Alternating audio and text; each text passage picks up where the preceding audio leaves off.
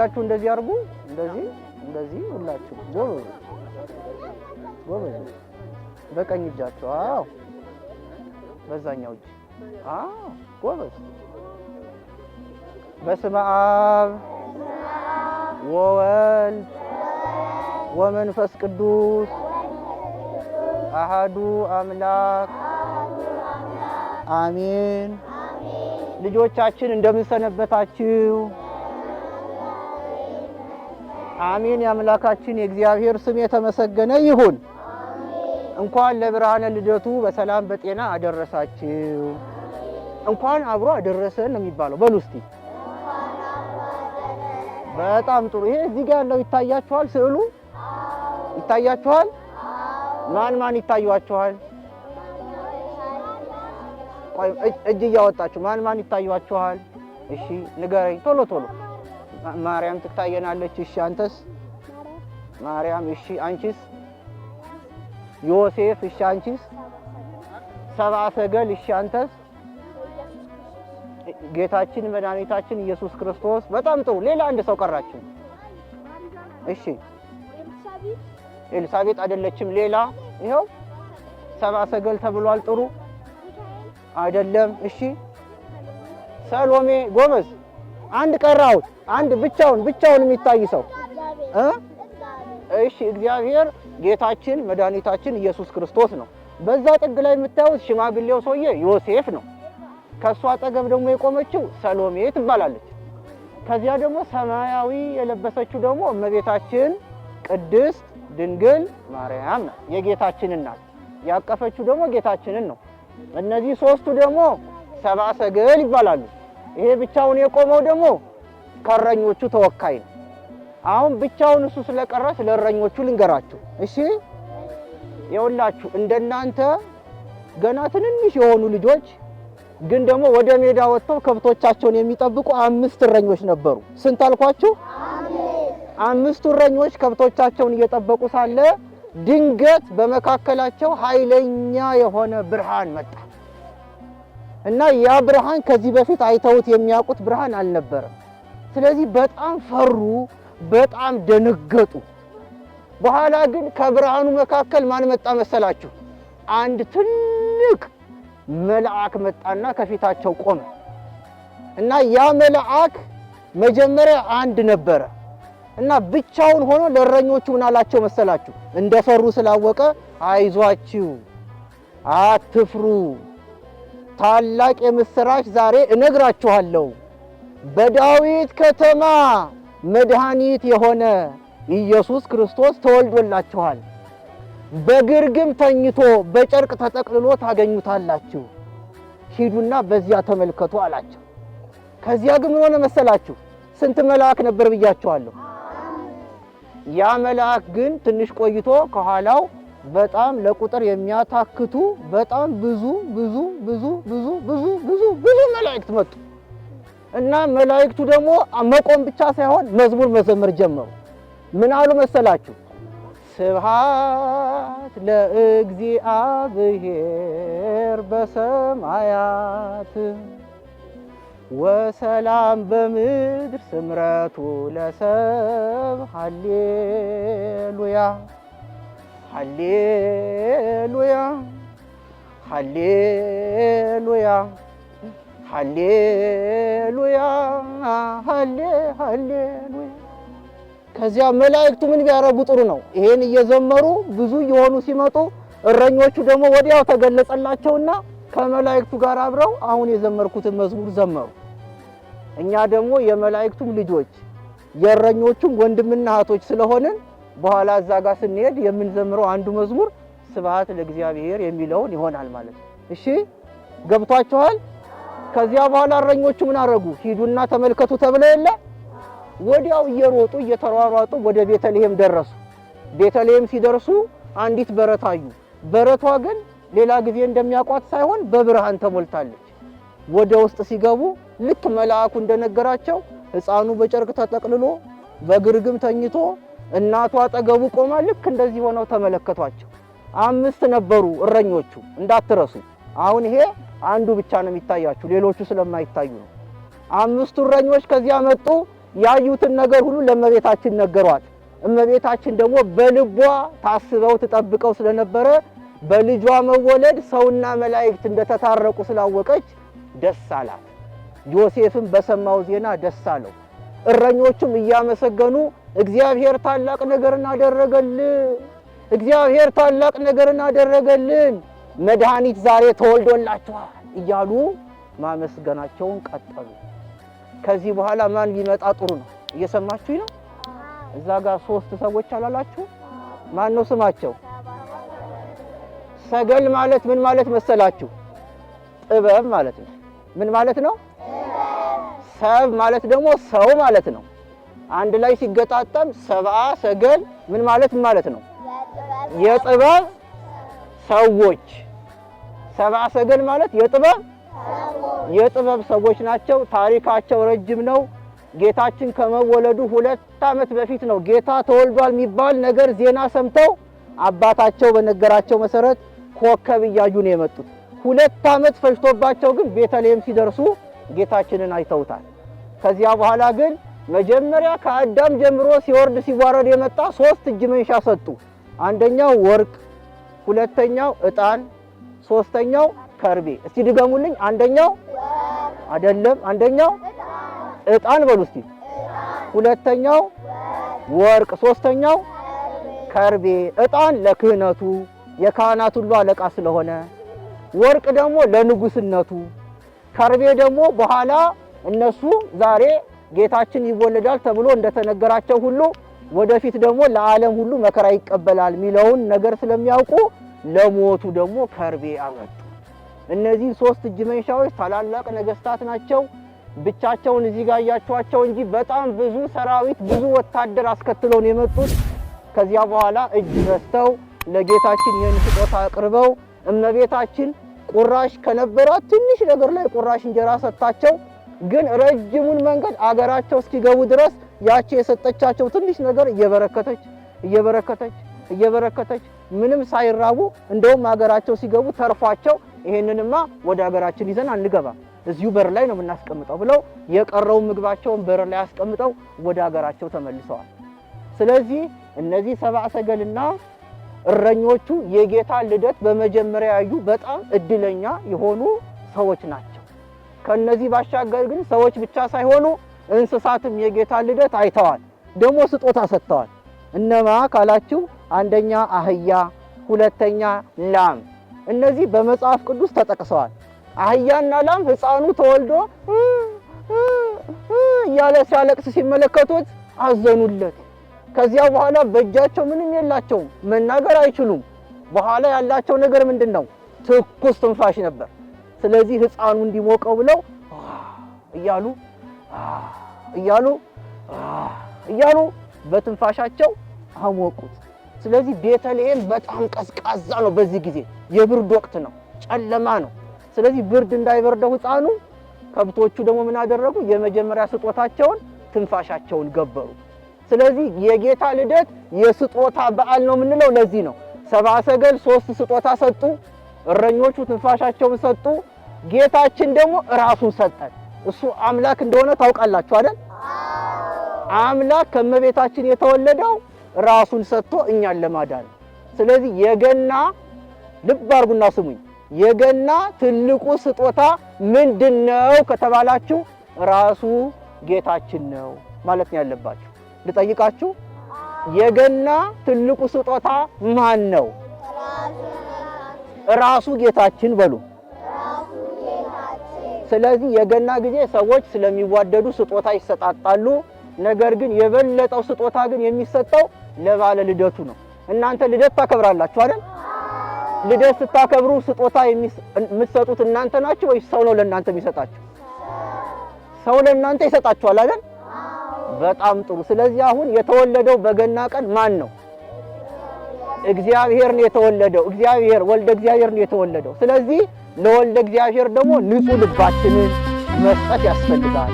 ገናን ማክበር የሚገባን ከቤተሰቦቻችሁ ጋር እየተማከራችሁ ቤተክርስቲያን ደርሰን ባለ ልደቱ ባለበት ቦታ ነው ማክበር ያለብን። አሁን እናንተ ቤታችሁ ልደት ቢሆን የእናንተ ልደት ሌላ ሰው ቤት ሆኖ ማክበር ይቻላል? ልደቱን ለማክበር የት መምጣት ያስፈልጋል? እኛ ቤት ብሎ እስቲ ጮክ በሉና የት መምጣት ያስፈልጋል? አዎ ገና ደግሞ የማን ልደት ነው? የእግዚአብሔር ደግሞ የሚገኘው በየት ነው? ስለዚህ የጌታ ልደት የሚከበረው የት ነው ማለት ነው? ከዛ በኋላ ግን ልጆቹ ስለሆንን ደስ ስለሚለን እቤታችን ከቤተሰብ ጋር ተሰብስበን ደስ እያለን ድሆችን እየመገብን ደግሞ እኛም ራሳችን በመጠኑ እየበላን እየጠጣን እየዘመርን እግዚአብሔርን እናመሰግነዋለን። ቤተ ክርስቲያን ትልቋ ቤት ትባላለች። ትንሿ ቤተ ክርስቲያን ደግሞ የእናንተ ቤተሰብ ነው። ሁላችሁም ክርስቲያን ስለሆናችሁ ቤታችሁ ትንሿ ቤተ ክርስቲያን ትባላለች። ማን ነው የምትባለው ቤታችሁ? ቤተ ክርስቲያን ውስጥ ካህናት አሉ አይደል? ቄሶች አሉ አይደል? ቄሶቹ በሚሏችሁ መንገድ አለ የምትሄዱት ቤተ ክርስቲያን። የቤታችሁ ደግሞ ካህናት፣ የቤታችሁ ደግሞ መሪ አባባና ማማ ናቸው፣ ወይም ማሚና ዳዲ ናቸው እናንተ እንደምትሉ።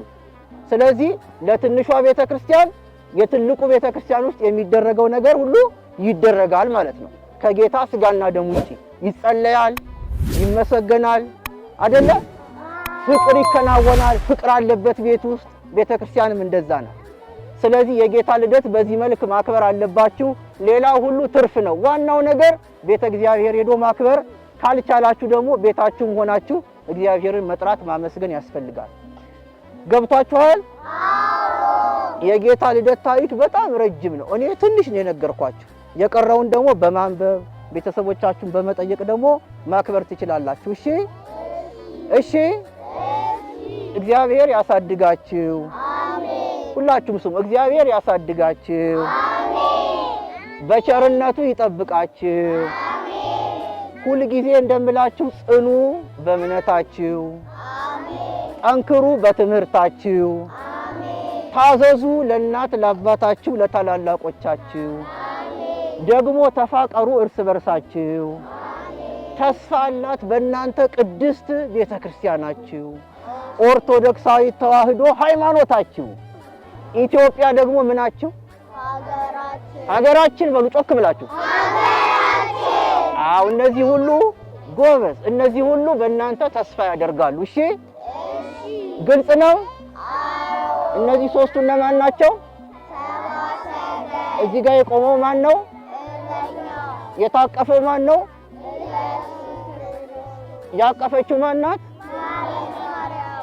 ድንግል ማርያም በሉ። እሺ ቢያንስ ከሷ ጀርባ የቆመችው ማን ናት? አዎ ሰሎሜ ስንቅ የምታቀብላት ያዋለደቻት ጠባቂዋ ናት። አብራ የምትሆናት ደግሞ ሽማግሌው ማን ነው? ዮሴፍም ጠባቂዋ ነው፣ ሽማግሌ ነው። ጌታን ደግሞ ያሳደገው ነው፣ ያሳደገው አባቱ። እሺ ያሳደገው አባቱ። በጣም ጥሩ። የተወለደው ሕፃን ግን አባቱ እግዚአብሔር አብ ነው። እሺ እሱ እግዚአብሔር ወልድ ነው። ከዚያ ደግሞ እግዚአብሔር መንፈስ ቅዱስ አለ። እነዚህ ሶስቱ አንድ ናቸው። ስላሴ ስንት ናቸው እንላለን? አንድም ስንትም ናቸው? ከሶስቱ አካል አንዱ መጥቶ ተወለደ። እሺ ልደት የሚከበረው ለዚህ ነው። በጣም ጥሩ። ይሄን በልቦናችሁ ይጻፍላችሁ። አሜን። በዓሉ የደስታ የፍቅር ያድርግልን። አሜን። ደግሞ ልጆቻችን የሚባል ነግሯቸዋል እዚያ ጋር ልጆቹ። ወላጆችም ሰምታችኋል። ታሪክ ተማሩ። 120 የሚደርሱ የመጽሐፍ ቅዱስ ታሪኮች አሉ። 120 በየቀኑ እንኳን ብትማሩ 120 ቀን ይፈጅባቸዋል። ስለዚህ መዝሙር እናንተን የመሰሉ ልጆች የሚዘምሯቸው አሉ። እነሱን ሁሉ እያዳመጣችሁ በየቀኑ ካልሆነ ደግሞ በየሳምንትም አንዴ የእግዚአብሔርን ቃል ተማሩ። ወላጆችም ልጆቻችንን አብረን እናሳድጋቸው። ቃል እግዚአብሔር ነው የሚያሳድጋቸው።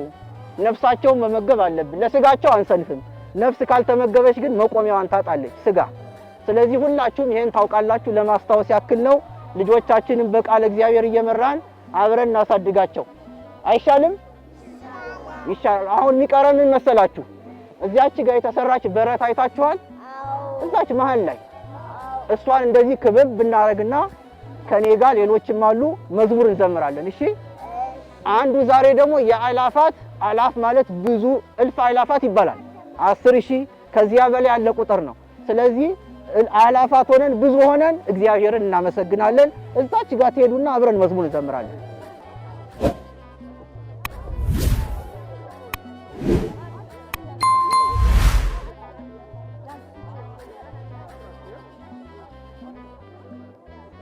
እስቲ ልጆች እጃችሁ እንደዚህ በሉ። እስቲ እጃችሁ እንደዚህ እጃችሁ ሁላችሁ እስቲ እንደዚህ ሁላችሁ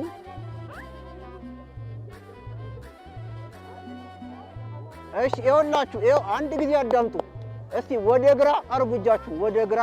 እስቲ እናንተ በሙሉ ወደዚህ ነው የምታረጉት። እሺ፣ በዚህ በኔ ጋር ያላችሁ ደግሞ ወደዚህ።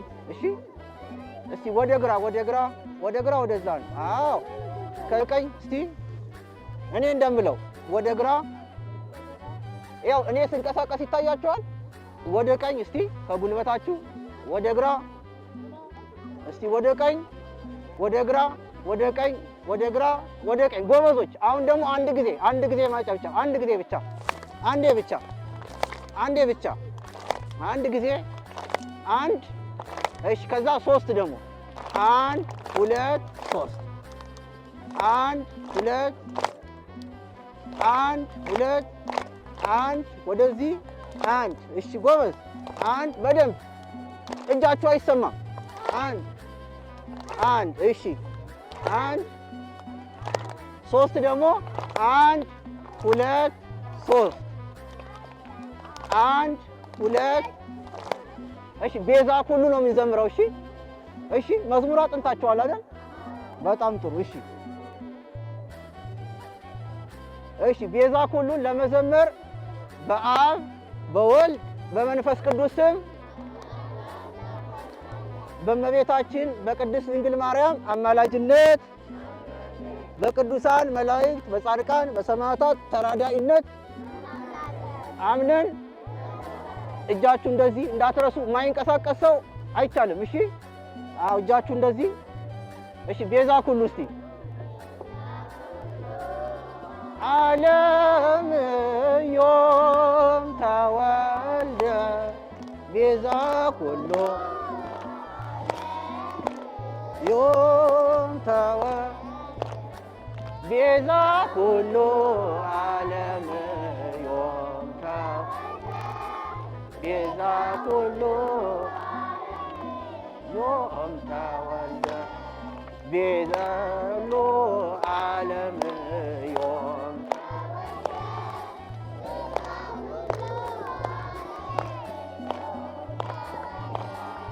የዓለም ሁሉ መድኃኒት ዛሬ ተወለደ። የዓለም ዛሬ ተወለደ። የዓለም ሁሉ መድኃኒት ዛሬ ተወለደ። የዓለም ሁሉ በይ በይ በይ የዓለም ሁሉ መድኃኒት ተወለደ።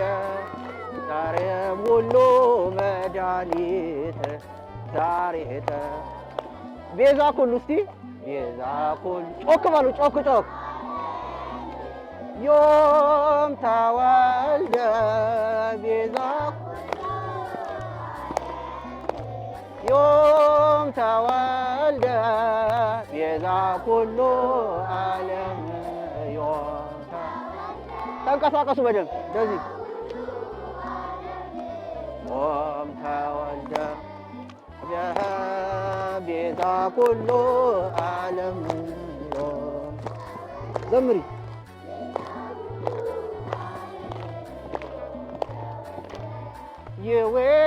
ይዌድስዋ መላእክት። ኧረ እጃችሁ ምንድን እንደዚህ በደንብ ሁላችሁም ዘምሩ። ድስዋ መላእክት ዘምሩ። በውስተ ውስጣጤ መንጦላይት ወይድዋ ለሐኪም ማርያም አዳስ ይወጣ በውስተ ውስጣጤ መንጦ ወይድዋ ለሐኪም ማርያም አዳስ ይወጣ የወደሰዋ መላእክት እንደዚህ በሉ በደንብ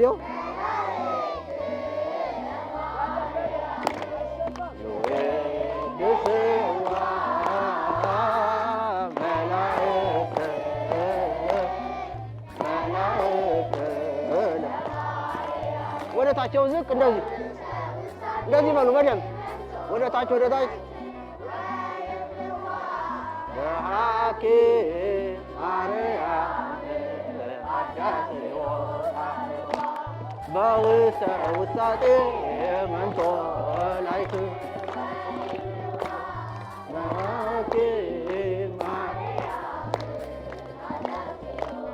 አንድ ይቀራል። ዮሄድስዋ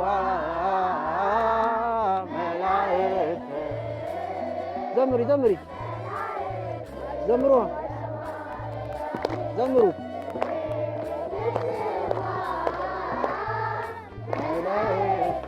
ጠጋ በይ ነይ እዚህ ጋር ወይ እሷን ደግሞ አስገባት እሷን አንተ ትልቅ ስለሆንክ እዚህ ጋር ዘምሯ ያልዘመረም አስወጣለሁ መንጦላይት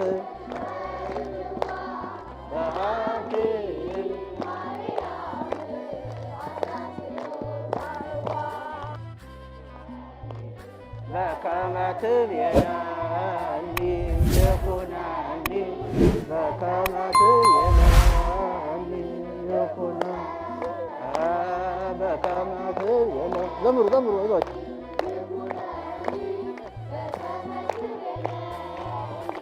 ይኩነኒ ወትቤሎ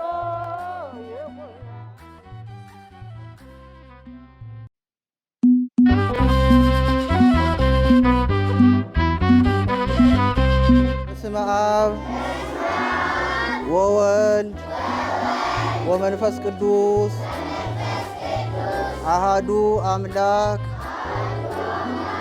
አሜን። የጌታችን የመድኃኒታችን የኢየሱስ ክርስቶስ ታሪክን በተለያየ መንገድ መንገር ይቻላል። ዠረደሸት የሚባል 3 ደግሞ ታላላቅ ልጆች የነበሩት አንድ ሰው ነበረ እና አንድ ቀን ከባህር ዳርቻ ቁጭ ብሎ ፍልስፍናን ሲመለከት በኮከብ ሰሌዳ ኮከብ ምልክት ባለው ግን ሰሌዳ በሰሌዳ ላይ እመቤታችን ቅድስት ድንግል ማርያም ልጇን ታቅፋ ይመለከታል። እሱ ግን ይሄ ነገር የሚፈጸመው በእሱ ዘመን እንዳልሆነ ገብቶታል። ስለዚህ ምን አደረገ? 3 ልጆቹን ጠራቸው። በዲዳስፋር ሜልኩና ማንቱሲማር ይባላሉ። እነዚህ እንግዲህ ሰብአ ሰገል የምንላቸው ናቸው። 3ቱን ሰዎች ጠራና ልጆቹን ልብ አድርጉ፣ በሰማይ ላይ ይሄ እዚህ ጋር የመሰለውን ኮከብ ስትመለከቱ የዚያን ጊዜ የዓለም ንጉሥ ተወልዷልና ይሄንን እጅ መንሻ ወስዳችሁ ስጡት ብሎ 3 እጅ መንሻዎችን ሰጣቸው። ስለዚህ በዚያ በበረት ላይ ኮከቡ ሲደርስ ቆመ። ቢንቀሳቀሱ አይሄድም፣ በዚያ ቢንቀሳቀሱ አይሄድም፣ በዚህ ቢንቀሳቀሱ ኮከቡ አይንቀሳቀስም። ከዚያ በኋላ ኮከቡ ወደ ታች ወደ በረቱ ብርሃን ስላበራ እዚህ ነው ማለት ነው ብለው ሰብአ ሰገል ዕቃቸውን አራክፈው በዚያ ገቡ። ልክ ሲመለከቱት ጌታችንን ከመሬት ወድቀው ነበር የሰገዱት። ማንቱሲማር በዲዳስፋና ሜልኩ ሰገዱ። ከዚያ በኋላ ስጦታቸውን ከፈቱ። የመጀመሪያው ስጦታ ሲከፈት ወርቅ ነበረ። ስለዚህ አንተ የሰማይና የምድር ንጉሥ ነህ፣ አንተን የሚተካከል የለም፣ ነገሥታት ሁሉ በአንተ ስር ናቸው፣ የነገሥታት ንጉሥ ነህ ብለው ሲሉ ወርቅ ሰጡት። ሁለተኛው ደግሞ እጅ መንሻውን ሲከፍተው በውስጡ ያለው ዕጣን ነበረ። ካህናትን እናውቃለን፣ አንተ ግን ሊቀ ካህናት ነህ፣ የካህናት ሁሉ አለቃ ነህ። ሦስተኛው ደግሞ እጅ መንሻውን ሲከፍት ውስጡ ያለው ከርቤ ነው። ከርቤ ስብራት ይጠግናል። አንተ የተሰበረውን የሰው ልጅ ከገነት የወጣውን ያዘነውን የተከዘውን ልጅ ትጠግናለህ። ደግሞ በዚህ ምድር መወለድ ብቻ ሳይሆን ሞት ደግሞ ይጠብቀሃል፣ መራራ ሞትን ትቀበላለህ። እሱን የገለጠላቸው ብለው ሲያስቡ ያንን የሰው ልጆችን የሚጠግነውን ፈጣሪ ገና በሕፃንነቱ ከርቤ ያቀረቡለት።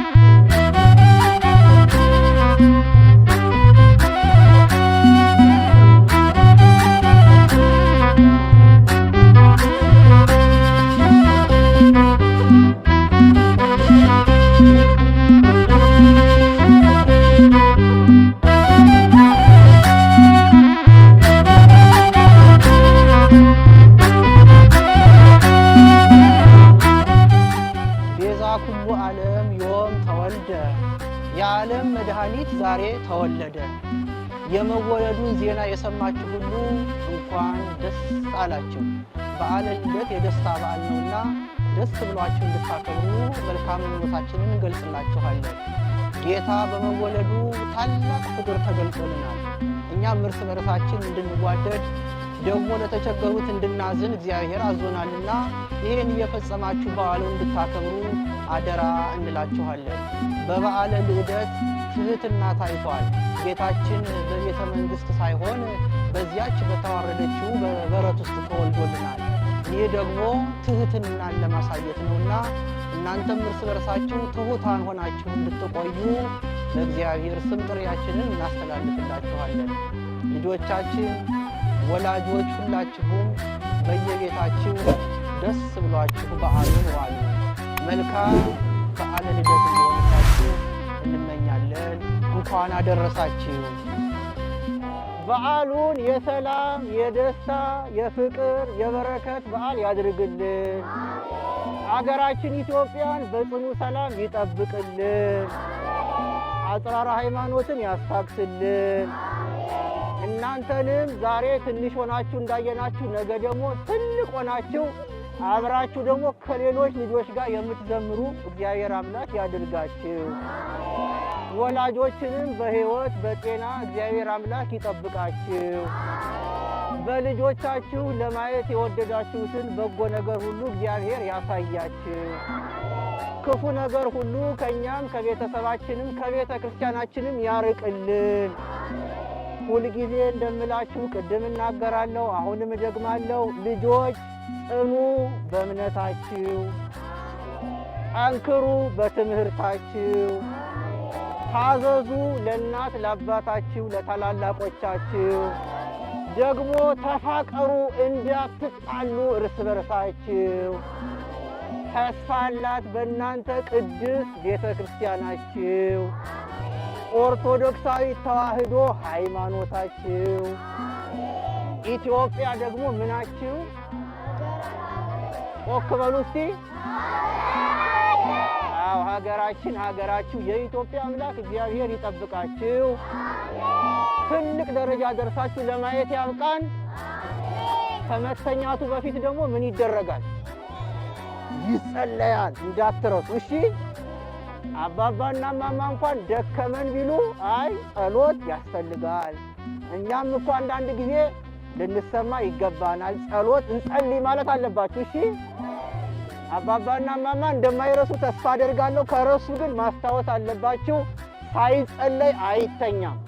ስትጸልዩ ደግሞ ጥድፍ አይደለም፣ ቀስ ብላችሁ ቢያንስ አባታችን ሆይ ብላችሁ በሰላም ያዋልክ በሰላም አሳድረን፣ እኔ ልተኛ ነው፣ እኔ ላንኮራፋ ነው ልል ነው፣ እንደ ሞተ ሰው ልሆን ነው።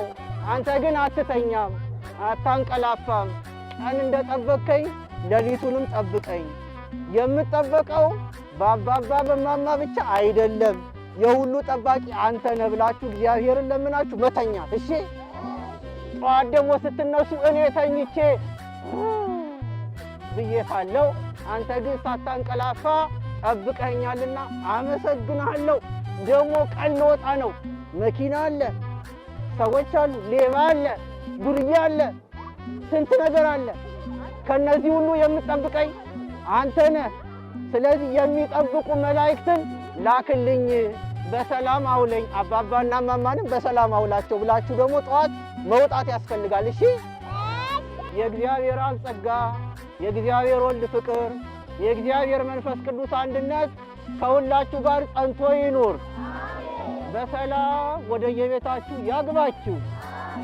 እቤታችሁ ስትገቡ ደግሞ ሰላም ይቆያችሁ። በሰላም ግቡ። እግዚአብሔር ያሳድጋችሁ። ይበቃል።